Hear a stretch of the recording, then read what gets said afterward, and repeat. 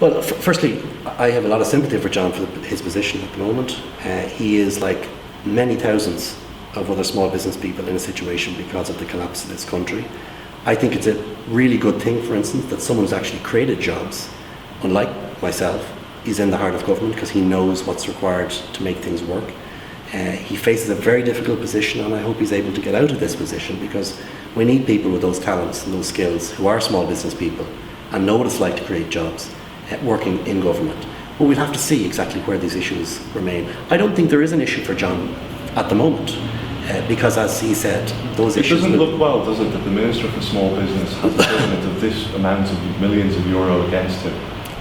Does it? But there are many people in our country... But he's the Minister for Small Business. That's right. He's just championing small businesses, and it appears, from what we've seen in the court documents, that he can't get his house in order. And there are many thousands of small business people right the way across this country who are in the middle of intensive negotiations with their banks, and the dealings with those banks because of the liabilities that are there.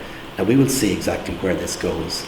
I very much hope, and I'm confident that John can resolve this issue, but I think as this issue is before the courts should be allowed to outwork those issues in such a way. Do you think he'll still be a Minister of State, say, by October? I do, yes.